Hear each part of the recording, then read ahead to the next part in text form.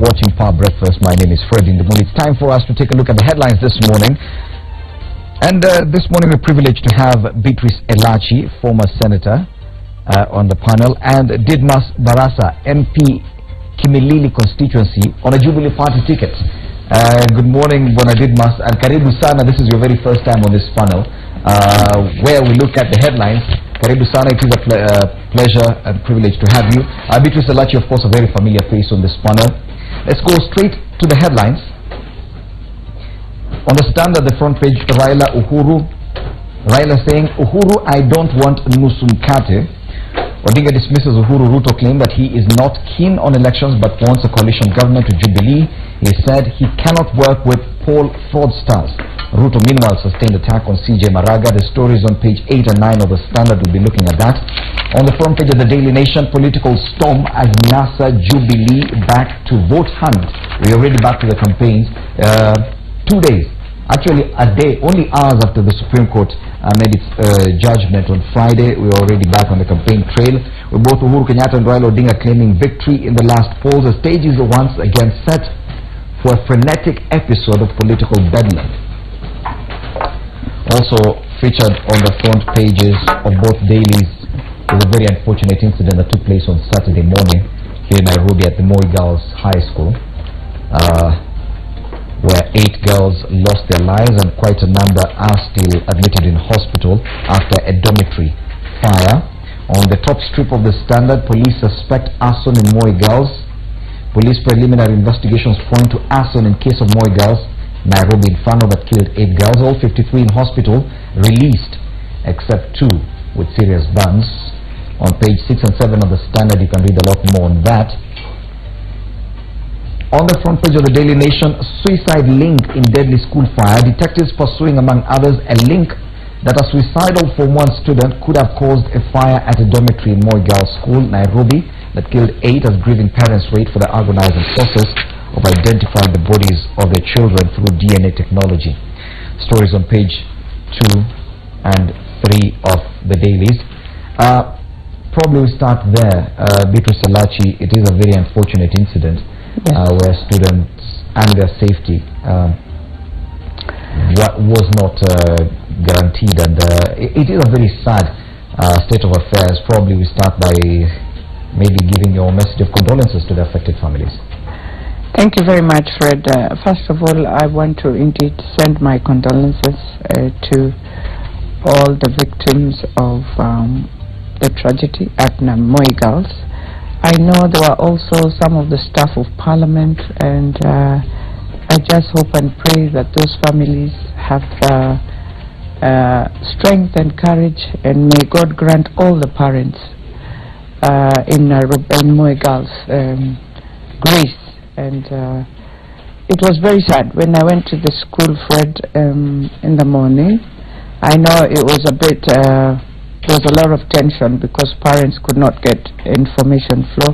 I also want to send my sincere apology to the principal, because I believe she is just wondering why my school. And it was very unfortunate, as you say. I could hear rumors, and I will still call them rumors because the investigations are still going on, that there was a girl who really insisted she wanted to be transferred from the school, and some of these parents were saying even the girls, I think, who tried to tell the parents that there's this girl who keeps on talking about being transferred, and if she's not going to be transferred, she's going to ban the school. And you know, nowadays children are very interesting. You know, when you hear a child propelling on something every time, Fred, talking about it. As a parent, you must get aware that there's something you need to talk about. Something is not right. And when I listened, I just said, may God help us, because if we have reached at that level as a country, it means there's something we are not doing right as parents. Yes. There's something we need to look at the schools. I will really respect my CS of Education, Matiang'i, because I remember when he was bringing in these reforms, there's something he said, that it is time also we get more day schools so that parents can stay with their children. Yes. And I also want to tell parents that when there is a tragedy like this, now we need to reflect also to ourselves, because you remember when schools, when Form 1s are going to schools, we always like being very selective of what school you will want your child to go through. And therefore you enforce, you even now push the principal to take numbers that are so high. Beyond the school. When you look at the dormitories, and that is one thing that I know the investigators will look at, there was, I know the dormitory was a bit too crowded, and because we do it without, we always pray there should never happen such a thing. And that brings the question of safety in our schools and preparedness in terms of emergency preparedness, because that question has come. And you remember when C.S. Matiang'i took over the mantle of the Education Ministry, he had to actually deal with quite a number of this when quite a number of schools, a number of arson attacks were reported across the country. Now we see this one isolated incident resulting in this huge number of fatalities, yet this is something that most schools should have prepared for, given that we've seen school fires, especially last year in 2016. Quite a number of school fires were reported across the country. Bwana Didmas Barasa, your take on this, even as you give your message of condolences to the victims? Yeah, first I would want to also pass my sincere condolences to the parents and Kenyans at large for the loss of innocent students who perished through the infamy. And what I want to say is that we must develop a culture of thorough investigations, and once the investigations are done, we should not just be using the investigations to carry out a punitive measure to those who are responsible, but to develop, or rather to bring out the lessons learned, specifically on the level of preparedness and what should be done to evacuate the students safely in the event of such fires. So to me, the question is who caused the arson, who was the arsonist, and how is not a question. But the question is that we must observe the very basic emergency evacuations.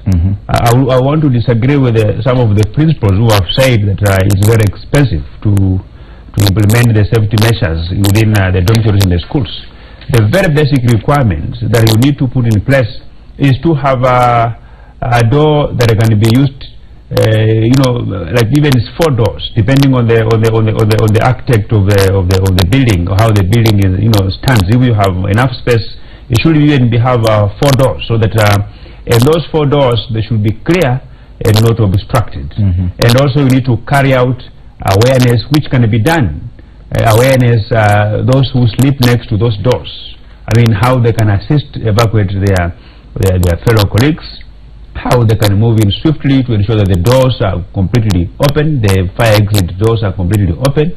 I think this is something that as a member of parliament, we are going to factor it in my budget with the Kimilili constituency, and I also want my fellow members of parliament also to assist meeting the costs of ensuring that dormitories and the classrooms are compliant with the very minimum safety requirements. And the headline you're referring to is on page 2 of the Daily Nation. Safety measures very costly, principals say. And this is quoting the Kenya Secondary Schools Heads Association, where the principals said they would review the disaster preparedness manual in order to hasten implementation of safety guidelines. And now their chairman, Kahi Indimuli, said implementing the guidelines released by the Ministry of Education last year was expensive for most institutions. So we do have guidelines in existence, but schools, and this is an admission by the head teachers, that the implementation is just not happening because of cost issues. But a school like Moi Girls in Nairobi is probably one of the best built, is one of those old schools. Probably the structures were much better than what we've seen in other schools. This kind of admission, Beatrice Salachi, from the school head teachers is worrying. Probably that is where we should focus more right now, even beyond the investigations of what really happened, that we should ensure probably that our children are more secure in schools. Because even as a parent now, you start thinking, should I send my child to a boarding school or not? Well, one of the things, I go back to the parents. When you go to school, do you normally enter the dormitory of your daughter or son, because I think it is something a good parent will want to know where the child is sleeping. I know sometimes some of the schools are strict, but as parents you must insist. Among the rules that you must put in is we would want to see every place when we come in for when we are coming in to see our children, to see the school compound, to see even the classroom, how it looks.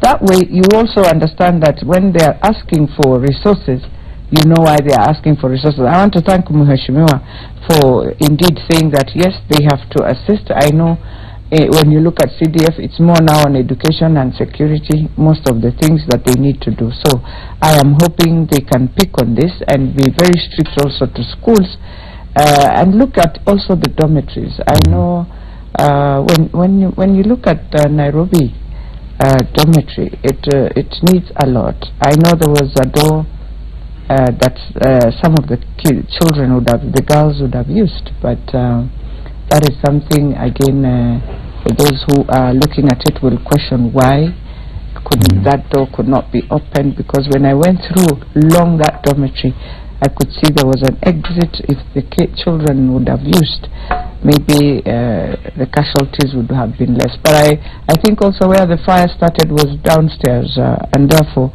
we cannot blame so much. But even upstairs, by the time it was burning, they would have had an exit to leave before even the girls get themselves. I know when you look at how it is, that there's a lot of buckets that they sleep with. There's a lot of their own bags. And therefore, because of that inhaling alone with the mattresses as well. Yes. Even as that happened on Saturday, another fire destroyed a dormitory at Chuka Boys. That headline is also on page 2 of the Daily Nation. Another dormitory that's in Chuka Boys was destroyed. This is in Tharaka-Nithi. Yeah. Yeah, and but at least there no one was injured in that incident, but quite a number of students lost their property. So cases of fires in schools are real.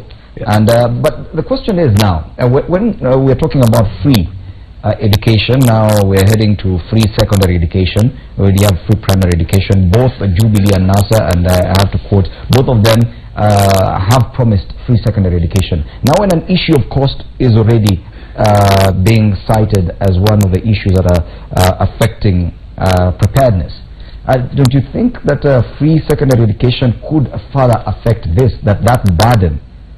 Schools are already complaining, even with parents paying directly, that they do not have money to implement these measures. Now, free secondary education, will we be able to actually implement this? Barasa? I think I also want to bring you to attention of the history of the Occupational Health and Safety Act of 2007. We remember that initially we had the Factories and Other Places of Work Act of 1997, which only enforced health measures in factories.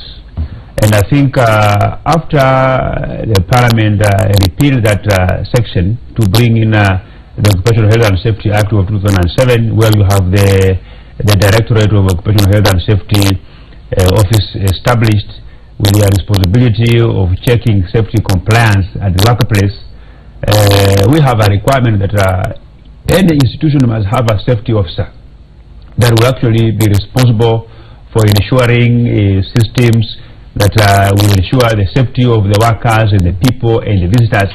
And I think it's high time that the jurisdiction of the Director of Occupational Health and Safety also takes care of institutions, universities and the secondary schools where we have so many students purchasing their education from. And I want to tell you for free that some of these safety regulations can be implemented through a program, not necessarily having a cost effect. Things to do with training the students on how they evacuate themselves in the case of an emergency. I think it can be done. And the principal should begin not to cry wolf when saying that it's very expensive at the time when we have this disaster happening. What they need to do is at the point of implementation, they should engage all other stakeholders and raise these matters of cost so that Kenyans can see. We've had Harambes in schools, putting up gates, putting up fences. We've had Harambes in schools buying school buses. I think if they are committed into spending money wisely, specifically on the things that matters most, the issue of cost will not be will not arise at this point in time. Yes. And also, we are going to ensure, as members of parliament, is we make laws that governs the education sector of this country. As Matiang'i develops policies that governs education in this country, we are going to make sure that such policies are also, just instead of being implemented, there are also the other auxiliary support to ensure proper functionability of those policies is well taken care of. The issues of cost, the issues of action plan of who are supposed to implement what, because you can come up with a program and there is no staff. Yes. Owing to the fact that in a school you will get teachers whose responsibility is to teach. Once they arrive in the morning, they go to class, they teach. When they are free, they develop maybe work plan or anything. And it's interesting that you've mentioned, and your suggestion, I think, is something that should be considered, that probably you should have a safety officer within every institution. Because last year, after all this issues came up, and the manual does exist, yes, and if I may read some of the paragraphs from that story on page 2, quoting the school principals, the manual was prepared following a spate of school fires countrywide. The manual does exist. It requires schools to procure fire extinguishers, conduct drills, have wide dormitory windows, among other measures. Those measures are there on paper, they're just not being implemented, probably because there's no one to implement them. Absolutely. Yes. So probably if you, because the suggestion Beatrice Elachi last time was there's so much misbehavior within schools, yes, that we should probably get even chaplains in schools, so every school can afford a chaplain. If at all we can afford a chaplain for every school, then probably even a safety officer should be something key. Absolutely. And I agree, and I can see even Mr. Ndimuli of Chavakali High School. He's the one who brings. And no relations, I should just mention. No relation. Of course, yes, no relation. Of course, yes, Fred, no relations. But he says most of the institutions were ill prepared to attend to disasters, and it's not just the schools. Fred, you know that it is all over our country. This thing of disaster preparedness is something that we need to talk about all over, because even when anything happens within the city, you find that we don't have that swift way of dealing with disaster, the way you can see the US is dealing with disaster and all that. So it is something I think the counties now should really engage and start taking over, and instead of doing a lot of some of the things I find them doing as national government, they can now have unique programs to run in schools, in hospitals, in public institutions, so that if there is any tragedy, you are able in a quick way to just evacuate people. I mean, look at China, 1 billion people, and you will find that in any disaster, their tragedies and their casualties are very, very minimal. So it is something that we need to talk about, Fred. Yes.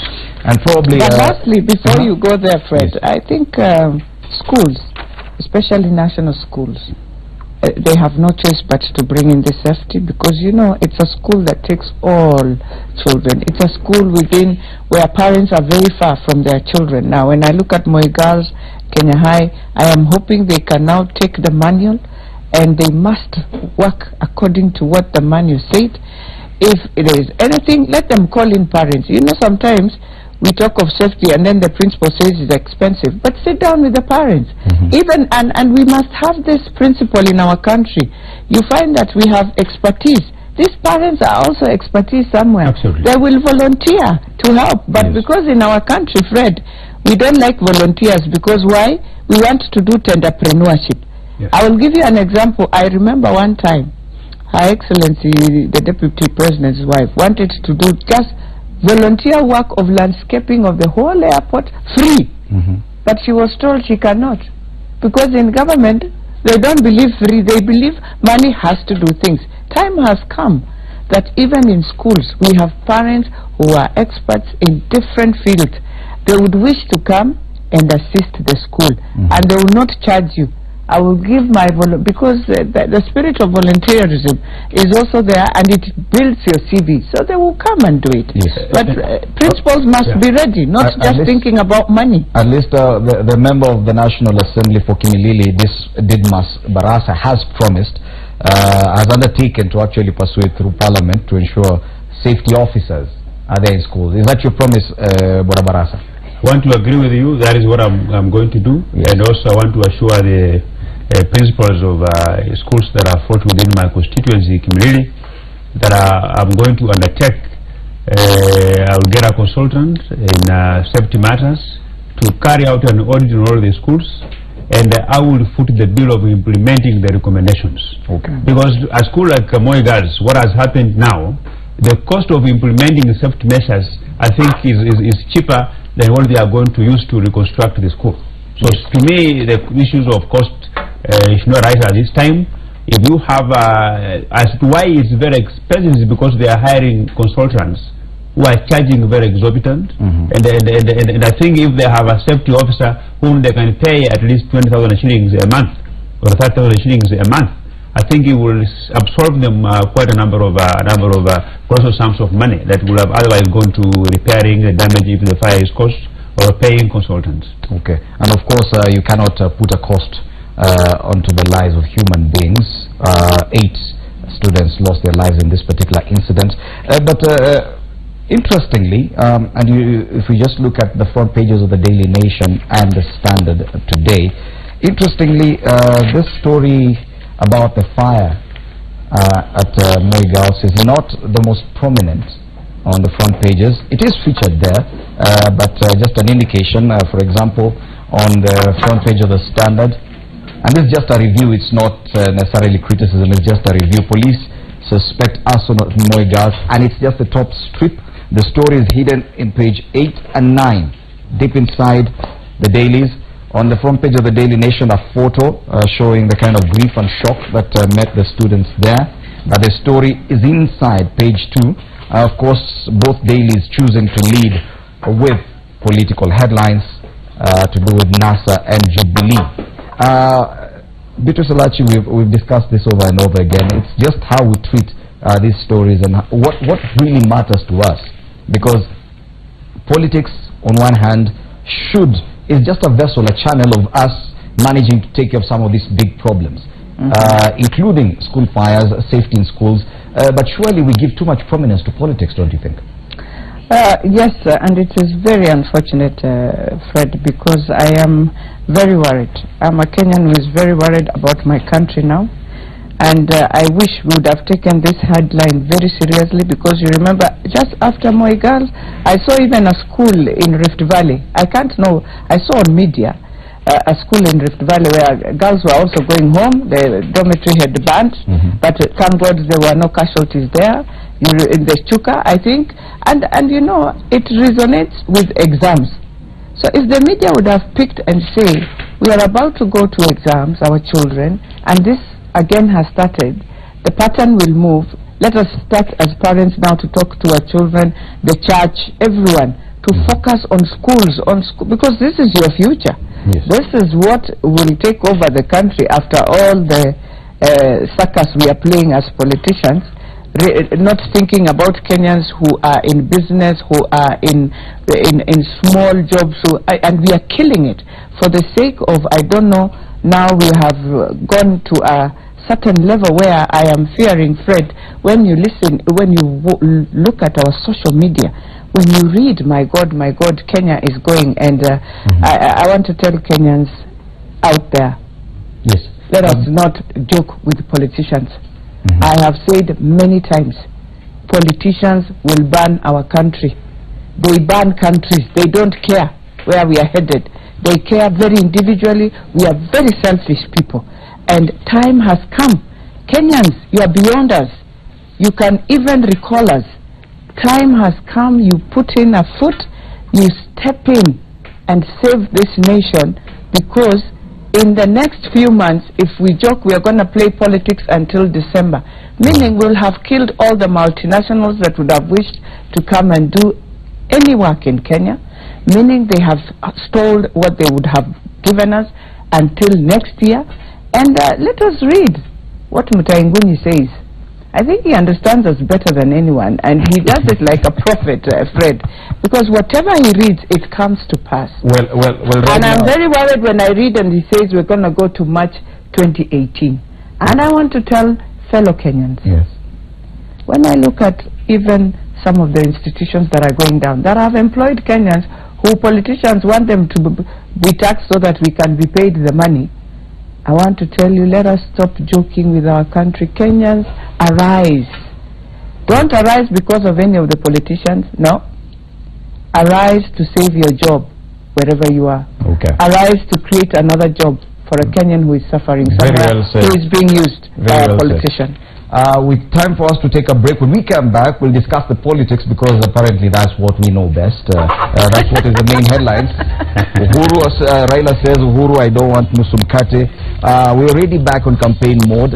It's barely 3 days after the Supreme Court made a judgment. But a very interesting headline on page 3 of the Daily Nation, even as we go on a break. And when we come back, we'll be joined by Rosa Buyi, woman representative Kisumu County. Well, county staff has to dress decently. Governors are already working hard, and that's the headline on page 3. Male employees has to be in suits or have a tie, while women have been asked to dress well, as jeans to work have been opposed. That is in Nyandarua and Nakuru counties soon after the new governors have taken oath of office. Let's take a break for breakfast. We'll be back.